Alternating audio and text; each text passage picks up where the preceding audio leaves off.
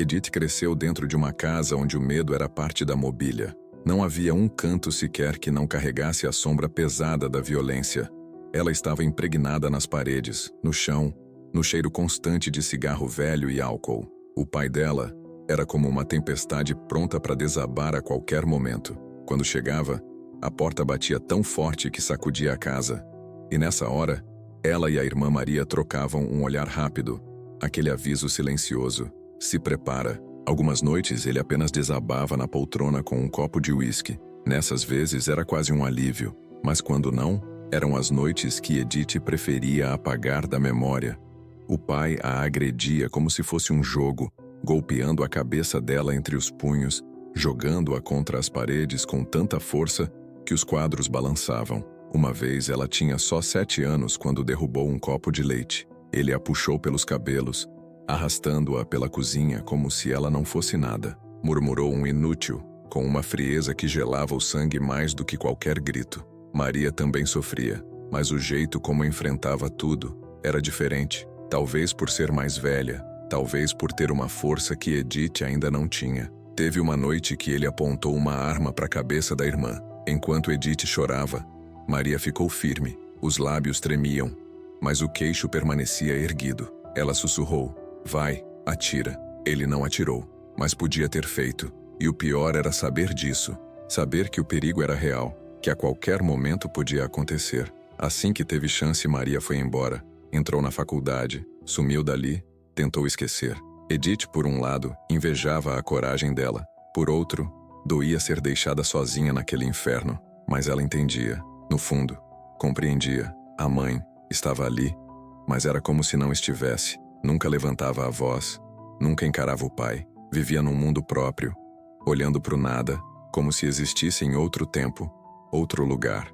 Edith se lembrava de uma vez em que apareceu diante dela com o rosto machucado, o sangue escorrendo pelo nariz, as costelas latejando a cada suspiro. A mãe estava sentada na cozinha, distante, como se nada tivesse acontecido, ou como se aquilo fosse só mais uma segunda-feira qualquer. Mas a história de Edith não acabou aí. Mesmo depois de tudo isso, mesmo à beira da morte, e isso aconteceu não uma, mas 3 vezes, ela viveu algo que ninguém poderia explicar. Ela viu uma luz, flutuou nela, esteve em um lugar que não parecia deste mundo. Viu coisas, seres, algo que ultrapassa qualquer lógica. Essas experiências de quase morte mudaram tudo. Redefiniram o que ela entendia sobre dor, sobre amor, sobre perdão. E o mais surpreendente, o que ela aprendeu ali não transformou só a vida dela, mas também a do próprio homem que mais a feriu. Essa é a jornada de alguém que passou pelo inferno, mas que de alguma forma tocou o céu. Ela estava sentada à mesa, as mãos envoltas numa xícara de café, o olhar perdido numa rachadura da parede como se aquilo fosse mais importante do que eu. Lembro de ter chamado por ela, a voz baixa, pedindo ajuda. Ela piscou, virou o rosto devagar, como quem acorda de um sonho distante. Abriu a boca como se fosse dizer algo, mas suspirou. Tocou meu rosto de leve, num gesto tão curto que mal tive tempo de sentir. Depois se levantou e foi lavar a louça. Nunca mais pedi ajuda depois daquilo. Foi nos livros que encontrei um abrigo. Ler era a minha fuga, o único lugar onde eu podia respirar. Pegava tudo o que encontrava. Livros da biblioteca, exemplares velhos empilhados num canto do quarto da minha mãe, até os rótulos das caixas de cereal quando não tinha mais nada. Quando eu mergulhava naquelas páginas, deixava de ser a Edith assustada de uma casa em ruínas. Eu virava outra pessoa, alguém corajosa, alguém que sabia se defender. A igreja também se tornou um refúgio, mas por um motivo diferente. Meus pais até chegaram a frequentar uma, mas foram expulsos antes que eu entendesse o porquê. Eles nunca mais voltaram. Eu, por outro lado, ia sozinha todo domingo, caminhava até a pequena igreja no fim da rua. Me sentava no último banco e ficava só ouvindo. Gostava do jeito como os pastores falavam sobre amor, sobre bondade, sobre um Deus que via tudo. E mesmo assim, amava. Eu queria acreditar nisso. Mais do que tudo, eu precisava acreditar. Mas às vezes surgia aquela pergunta incômoda. Se Deus via tudo, por que não fazia nada? Por que deixava meu pai me machucar? Por que deixava minha mãe fingir que eu não existia? Um dia, criei coragem e perguntei a uma professora da escola dominical, uma senhora de olhos calmos e cabelo grisalho. Ela sorriu com ternura e disse: Deus nos deu o livre-arbítrio, querida. Ele não obriga ninguém a fazer o mal. As pessoas escolhem. Balancei a cabeça como se tivesse entendido, mas aquilo soava vazio. À noite, quando tudo estava quieto e eu encarava as rachaduras no teto do meu quarto, sussurrava orações no escuro. Deus, você tá aí? Se estiver, o Senhor me ama. O silêncio que vinha em seguida era ensurdecedor. Eu tinha apenas 9 anos quando morri pela primeira vez. Não lembro exatamente como aconteceu. Um segundo eu estava ali, presa na dor. No outro, já não sentia mais nada. Era como se meu corpo tivesse ficado para trás. Eu flutuava, leve lá fora, sobre o quintal de casa, e não fazia ideia de como tinha chegado ali. Nosso quintal era cercado por sebes tão altas que ninguém de fora podia ver o que acontecia ali. Meu pai preferia assim. Significava que quando a raiva tomava conta dele não haveria testemunhas.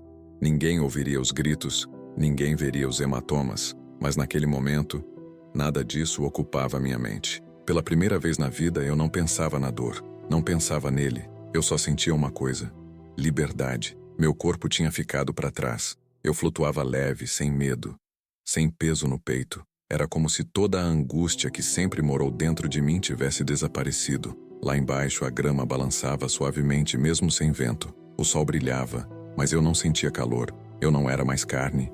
Era consciência, um tipo de vida diferente, mais real do que tudo que eu já tinha experimentado. Então eu vi. Acima de mim, além do céu, surgiu uma luz. Não era como o sol. Não ofuscava. Não queimava. Era suave, infinita, e ainda assim, mais verdadeira do que qualquer coisa que eu conhecia. No instante em que percebi aquela luz, eu soube. Era Deus. Mas não como nos contos da igreja. Não um homem num trono dourado. Era outra coisa. Não tinha forma. Era pura presença. Amor puro. Um amor que me preenchia por completo. Só ali eu entendi o quanto eu tinha vivido vazia. Era como se eu estivesse faminta a vida inteira sem nem saber. Então ele falou, não com palavras, não como a gente fala. Era uma voz que não se ouvia. Era sentida, compreendida. Mais profunda que qualquer som. Você está aqui porque tem algo a fazer. Essas palavras me invadiram como uma onda de alegria. Deus tinha um propósito para mim. Justamente para mim. A menina que ninguém queria, a que só conhecia sofrimento. Era quase impossível acreditar. Você quer continuar? Ele perguntou. E eu sabia o que ele queria dizer. Era uma escolha. Ficar ali ou voltar. Nem hesitei. Sim, eu teria feito qualquer coisa por ele. Qualquer coisa. Tudo o que eu queria era servi-lo. Fazer o que ele pedisse. Então você precisa ser batizada. Quando ouvi isso, senti uma alegria que mal cabia dentro de mim. Na época, achei que o batismo era o motivo pelo qual eu tinha voltado. Hoje, me pergunto se era algo maior. Talvez fosse para mostrar algo ao meu pai. Provar para ele que eu realmente tinha morrido. Que havia um Deus. Que ele não era tão poderoso quanto pensava. Antes que eu pudesse perguntar qualquer coisa, a luz sumiu e eu caí. Não foi como acordar de um sonho. Foi um impacto, um retorno brusco e doloroso ao meu corpo. Os membros pesados, a cabeça latejando, o ar denso e abafado, e aquela presença de amor tinha desaparecido. Mas eu voltei com uma missão. Sabia disso.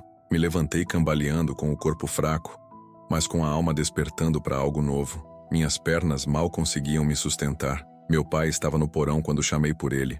A voz saiu pequena, mas firme. Eu precisava falar com ele. Por um instante, tudo ficou em silêncio. Depois, ouvi os passos subindo as escadas. Ele apareceu na porta com o rosto impassível. Disse apenas, espera no quintal. Obedeci. Meu coração batia forte, mas não era medo. Não o tipo de medo que ele sempre provocava em mim. Quando ele finalmente saiu e se sentou nos degraus dos fundos, eu não esperei. Disparei de uma vez. Eu preciso ser batizada. Ele franziu a testa. Os olhos se apertaram num gesto de desconfiança. Perguntou por quê. Engoli em seco. Porque eu quero servir a Deus. Vi algo mudar no rosto dele. Não era raiva. Era outra coisa. Um tipo de medo. Foi a igreja que mandou você fazer isso? Ele quis saber. Balancei a cabeça. Foi Deus. Todo o corpo dele se enrijeceu. Me encarou por longos segundos como se estivesse tentando entender quem eu era. Até que respondeu, com uma voz áspera e hesitante. Vou falar com o pastor. Fez uma pausa. Mas não conta para sua mãe. Vai preocupar ela. Eu não discuti. Uma semana depois eu estava lá, dentro do tanque de batismo da igreja. A água fria tocava minha pele enquanto eu caminhava devagar.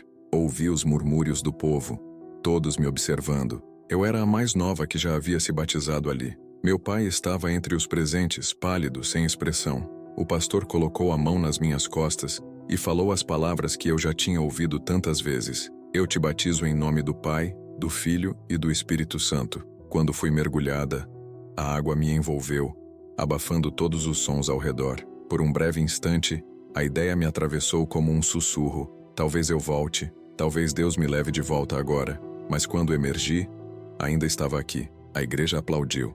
Meu pai continuou parado, imóvel. No dia seguinte, tudo seguiu igual. Ele não mudou. A violência continuou. O medo ainda rondava. Mas eu tinha mudado. Eu não sabia ao certo qual era meu propósito, mas tinha certeza de uma coisa. Eu tinha vencido. E naquele momento isso já era tudo. Não lembro exatamente quantos anos eu tinha quando aconteceu de novo. Só sei que estava muito doente. Uma febre forte queimava meu corpo. Minha cabeça latejava, e até levantar um dedo parecia esforço demais. Passei o dia inteiro deitada no sofá da sala, quase inconsciente. Em algum momento, a febre piorou. O ar ficou espesso ao meu redor, como se pressionasse minha pele de dentro para fora. E mais uma vez, algo inexplicável começou. Era como se um peso invisível tivesse se espalhado por todo o meu corpo. Minha visão ficou turva, e de repente, eu não estava mais apenas vendo a sala. Eu estava vendo números. Eles se moviam no ar, como se fossem fórmulas escritas num quadro negro que só eu conseguia enxergar. Mas o mais estranho é que eu entendia tudo. Equações complexas, conceitos que jamais estudei. Tudo se revelava diante de mim com uma clareza absurda. Eu podia explicar aquilo se alguém me pedisse, mas não fazia ideia de onde aquele conhecimento vinha. Só que aquilo não me deixava em paz. Tinha algo ali que me incomodava, que parecia errado, não natural. Sempre tive dificuldade com matemática na escola, e agora, do nada, eu compreendia coisas que nem professores sabiam explicar. Aquilo me assustava. Eu precisava encontrar minha mãe. Com muito esforço, me levantei do sofá. As pernas bambas mal sustentavam o corpo enquanto eu caminhava até a cozinha. Lá estava ela, sentada à mesa, olhando pro nada, do jeitinho que sempre fazia. Chamei por ela, mas minha voz soava estranha, como se viesse de longe, como um eco. Disse que não estava me sentindo bem. Ela não reagiu. Me aproximei mais. Balancei a mão na frente do rosto dela. Nada. Nem um piscar, nenhum movimento. Como se eu nem estivesse ali. O pânico começou a subir pelo meu peito. Porque ela não me respondia, virei em direção à sala e parei no lugar. Congelei. Meu corpo ainda estava ali, deitado no sofá, sem se mover. Fiquei encarando a mim mesma, tentando entender. Eu estava de pé, mas também estava ali, imóvel. Minha pele parecia pálida demais. O peito subia e descia devagar, como se a vida estivesse se esvaindo. Senti uma força me puxando para trás. E então, num instante, eu voltei. Voltei para o meu corpo. O peso dele caiu sobre mim como uma âncora. A febre continuava queimando. A pele estava úmida de suor, e os braços e pernas exaustos. Pisquei em direção ao teto, tentando entender se aquilo tudo tinha sido real. Os números. Minha mãe ignorando minha presença. Ver meu próprio corpo no sofá. Será que tinha sido apenas um delírio de febre? Naquele momento me convenci de que era só um pesadelo causado pela doença.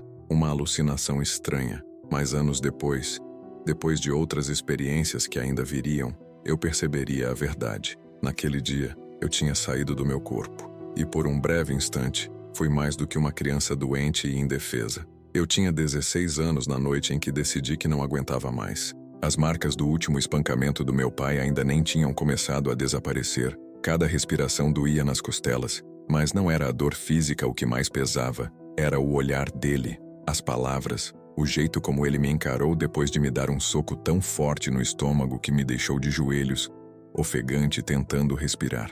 Foi então que ele disse com a frieza que só os verdadeiramente quebrados carregam: "Eu te odeio." A voz dele saiu calma, quase pensativa. "Já pensei em te matar, mas não quero ser pego." Naquele instante, alguma coisa dentro de mim se despedaçou. Eu sempre soube que ele me desprezava, mas ouvir isso assim com tanta naturalidade foi como se ele arrancasse de mim o pouco de valor que ainda restava. Era como se nem fingir que eu era amada valesse o esforço. Naquela noite, deitada na cama, sussurrei uma última prece, com a alma em frangalhos: "Deus, por favor, me deixa morrer." Então veio a dor. Uma explosão súbita, insuportável na base do crânio, como se minha cabeça fosse se partir em 1000 pedaços. Não era enxaqueca, não era como nada que já tivesse sentido antes, nem mesmo comparado às agressões do meu pai. Meu corpo inteiro enrijeceu, paralisado pela agonia, e de repente sumiu. O peso, o colchão, o quarto, o mundo. Eu estava flutuando. Nada de luz, nada de som, nada de nada. Só um breu que se estendia sem fim, e por um momento, aquilo não me assustou. Se aquilo era a morte, era surpreendentemente pacífica. Me sentia leve, solta, livre, mas aos poucos a ficha foi caindo. Eu ainda estava consciente, ainda pensava, e não era para ser assim, não era para haver pensamento. Eu deveria ter desaparecido. O pânico subiu. Aquilo era o inferno. Eu estava presa. Seria aquilo, para sempre? Comecei a procurar qualquer coisa, uma porta, um feixe de luz, um sinal de que existia algo além daquele vazio.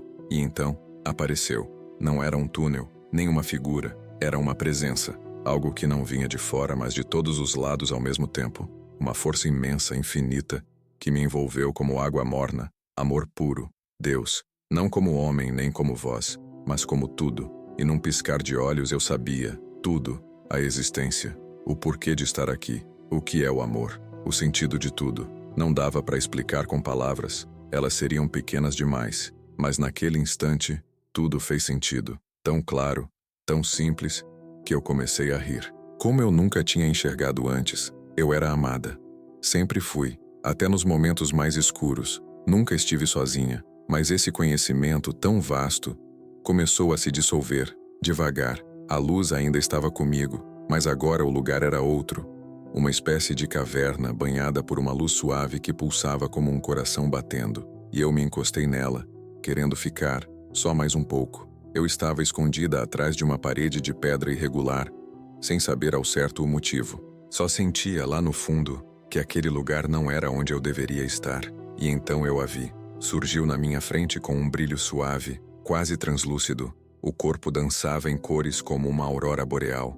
Tinha forma humana, mas não era humana. Os braços longos, a cabeça alongada e aqueles olhos enormes, negros, profundos, como se contivessem o universo inteiro. Era uma criatura de outro mundo. E o mais estranho é que eu não senti medo. Ela sim. Virou levemente a cabeça e mesmo sem rosto, sem expressão, eu percebi sua surpresa. Ela estava receosa de mim. Então a voz dela surgiu, não nos ouvidos, mas direto dentro da minha mente. Da mesma forma que Deus havia falado comigo antes. Mas dessa vez era diferente. Era a voz dela. Ela sabia que eu estava ali. Não adiantava mais me esconder. Saí devagar do meu canto, hesitante, com o olhar fixo nela. A única coisa que consegui dizer foi: "Você é linda." Minha voz soou distante, como se nem fosse minha. Ela não respondeu. Apenas me observou com aqueles olhos impossíveis de decifrar. Não sabia se ela não entendia o que eu disse, ou se simplesmente não sabia como reagir. Foi então que percebi, logo atrás dela, uma tela gigantesca embutida na parede da caverna. Brilhava, mostrando cenas da minha vida. Momentos que eu lembrava, outros que já tinha esquecido. Mas naquela hora, aquilo não era o que importava. Olhei para ela e num suspiro perguntei: "Por que continua me mostrando isso? Eu já sei da minha vida. Eu quero saber de você." Ela não respondeu, apenas desviou o olhar para a tela. Voltei minha atenção para ela também, e vi outra cena começar. Eu estava em cima do palco da escola, no dia do musical. Auditório cheio, colegas, professores, pais. Eu era a protagonista. Tinha 7 solos. Nenhum substituto. Se eu morresse, o espetáculo acabaria ali mesmo. E aquilo me atingiu em cheio. Pela primeira vez percebi que minha ausência faria diferença. Eu passava os dias acreditando que minha vida não valia nada, que ninguém se importava. Mas ali estava a prova de que sim, eu fazia falta. Meu lugar no mundo existia. Eu não podia simplesmente desistir e deixar um vazio nos outros. Assim que essa consciência me tomou por completo, a caverna sumiu. Fui puxada com força para trás, como se uma corda invisível estivesse amarrada ao meu peito. Cruzei o espaço como um raio, numa velocidade impossível, e então veio o impacto. Voltei para o corpo com tanta violência que me sentei de repente e vomitei. A cabeça latejava, os membros tremiam, e o ar parecia rasgar ao entrar nos pulmões. Mas eu estava viva, e de algum jeito sabia o que precisava fazer. Na manhã seguinte o corpo ainda doía, Os hematomas continuavam latejando, mas algo dentro de mim tinha mudado. O ódio, o desespero, o ressentimento profundo, tudo aquilo que me pesava por dentro havia desaparecido. No lugar havia uma clareza, um entendimento novo. Eu não perdoava meu pai, não justificava o que ele tinha feito, mas pela primeira vez, eu não carregava mais aquele veneno em mim. Durante muito tempo eu tentei fingir que nada daquilo havia acontecido, mas naquele dia, pela primeira vez, eu enxerguei meu pai de verdade. Ele não era apenas o homem que me feriu. Por trás de toda a crueldade, existia um ser humano quebrado, cheio de dores, feridas mal curadas e uma solidão sufocante. Aquilo que o transformou no monstro que eu conhecia não nasceu do ódio, nasceu da ausência de amor. Foi ali que tudo começou a fazer sentido. As pessoas machucam porque estão feridas. Ele nunca aprendeu o que era amar, por isso não sabia como dar, nem como receber amor. E eu me lembrei do que senti nas minhas experiências de quase morte, do amor imenso e sem julgamento que Deus havia me mostrado. Se eu tinha sido tocada por esse amor incondicional, talvez minha missão fosse compartilhá-lo, até com ele. Mas eu não conseguia simplesmente dizer, eu te amo. Era uma frase que não saía, era grande demais. Então resolvi começar de um jeito diferente, silencioso. Comecei a procurar, dentro de mim, uma única coisa boa nele, algo que eu pudesse usar como ponto de partida. E encontrei o jardim. Apesar de tudo que ele fez, meu pai sempre cuidou das plantas com dedicação. Nosso quintal era o único lugar da casa onde se respirava vida. Rosas, árvores frutíferas, arbustos floridos, tudo plantado e cultivado pelas mãos dele. Foi nisso que eu me agarrei. Toda vez que ele gritava comigo, em vez de absorver o veneno das palavras, eu repetia em pensamento, você é um ótimo jardineiro. E de novo, você é um ótimo jardineiro. Como um mantra, como uma oração. A cada vez, eu imaginava esse pensamento se transformando em luz, saindo de mim e preenchendo o espaço entre nós dois. No começo, nada mudou. Ele continuava gritando. O olhar dele ainda carregava aquele ódio antigo. Mas então, algo diferente aconteceu. Certa noite ele levantou a mão pronto para me bater. E parou. Ficou congelado, com o rosto tenso, como se estivesse lutando contra algo dentro dele. Como se alguma parte estivesse rachando. Semanas passaram, depois meses, e aos poucos os gritos se tornaram mais raros. O olhar dele perdeu parte da fúria. E um dia, ele me olhou de um jeito diferente. Sem raiva, sem desprezo. Pela primeira vez, eu vi arrependimento. Ele me disse baixinho com a voz fraca, quase como uma criança perdida. Sinto que você é a única pessoa no mundo que me ama. Eu nunca tinha dito que o amava. Nunca. Mas de alguma forma, ele sentiu. Durante anos, guardei minhas experiências espirituais só para mim. Sabia como as pessoas reagiriam se eu contasse. Mas naquele momento percebi, às vezes o que transforma uma alma não é o que se diz, é o que se sente. É o amor que, silenciosamente, insiste em ficar. Muita gente disse que tudo o que eu vivi não passou de imaginação, um truque da mente, uma alucinação provocada pelo trauma. Até minha irmã balançou a cabeça dizendo que aquilo era só uma espécie de síndrome de Estocolmo. Ela não conseguia entender como eu pude perdoar. Mas a verdade é que não foi só perdão, foi enxergar. Enxergar quem ele realmente era. Alguns amigos, mais ligados à razão do que à fé, tentaram explicar que experiências de quase morte são apenas os neurônios morrendo, disparando imagens aleatórias. Mas eu sei o que senti. E foi mais real do que qualquer coisa que já vivi com os pés neste mundo. Hoje eu entendo. O amor é a força mais poderosa que existe. A dor, a crueldade, o sofrimento, tudo isso nasce da falta de amor. Quem machuca, quem fere, geralmente é quem mais precisa ser amado. Eu não tenho todas as respostas, mas escolhi viver de outro jeito. Escolhi amar, mesmo quando é difícil. Porque se tem algo que aprendi além deste mundo, é isso. Mesmo nos momentos mais escuros, a gente nunca está realmente sozinho.